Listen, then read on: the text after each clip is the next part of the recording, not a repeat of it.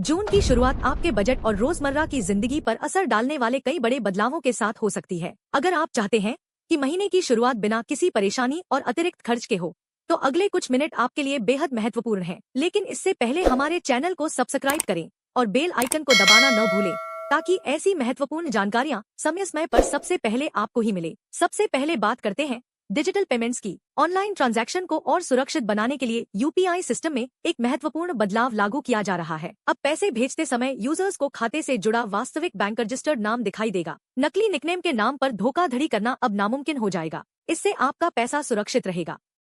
अब नजर डालते हैं एलपीजी सिलेंडर की कीमतों पर। हर महीने की पहली तारीख को तेल कंपनियां गैस सिलेंडर के दामों की समीक्षा करती हैं। ऐसे में जून की शुरुआत के साथ नई कीमतों का ऐलान हो सकता है। इसलिए अब देखना होगा कि राहत मिलेगी या नहीं। अगर आप ट्रेन से यात्रा करने वाले हैं, तो यह जानकारी आपके लिए खास है। रेलवे नेटवर्क के कई हिस्सों में इंफ्रास्ट्रक्चर अपग्रेड और ट्रैक मेंटेनेंस का काम जारी है। इसके चलते कुछ ट्रेनों के समय में बदलाव, रूट डाइवर्जन या अस्थायी रद्दीकरण देखने को मिल सकता है। सफर शुरू करने से पहले ट्रेन का लेटेस्ट स्टेटस और शेड्यूल जांचना समझदारी होगी। अब बात पैन कार्ड से जुड़े महत्वपूर्ण अपडेट की। बड़े वित्तीय लेन देन के लिए पैन कार्ड आवश्यक हो गया है। अब अगर आप 50,000 से ज्यादा रकम जमा करते हो, तो आपको पैन कार्ड की आवश्यकता नहीं होगी, परंतु 45 लाख से अधिक के लेन देन पर पैन कार्ड आवश्यक होगा। अगर आपने एक साल में 10 लाख रुपए से अधिक की कैश निकाली होगी, तो आप पर निगरानी जारी रहेगी। इसके साथ ही पहले वाले फॉर्म 60 की जगह अब नया फॉर्म 97 लागू होगा। सोलर सेक्टर से जुड़ा एक बड़ा बदलाव भी चर्चा में है। सरकार 1 जून 2026 से सोलर सेक्टर में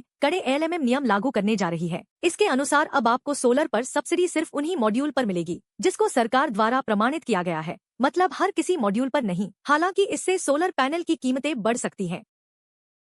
इसका उद्देश्य बेहतर गुणवत्ता और आत्मनिर्भर उत्पादन को बढ़ावा देना है। अब बैंकिंग और एटीएम सेवाओं की बात करते हैं। कुछ बैंक अपनी कैश निकासी सीमाओं, सर्विस चार्ज और एटीएम से जुड़ी सुविधाओं की समय पर समीक्षा करते रहते हैं। फिक्स्ड डिपॉजिट यानी एफडी में निवेश करने वालों के लिए भी अपडेट महत्वपूर्ण हो सकता है। बाजार की स्थितियों और मौद्रिक नीति के फैसलों के आधार पर कई बैंक अपनी ब्याज दरों में बदलाव कर सकते हैं। यदि आप नई एफडी करवाने या पुरानी एफडी को रिन्यू कराने की सोच रहे हैं, तो अलग अलग बैंकों की दरों की तुलना जरूर करें। ऐसे में जून के दौरान ग्राहकों को अपने बैंक से आने वाले नोटिफिकेशन और अपडेट्स पर नजर रखनी चाहिए। तेल की कीमतें।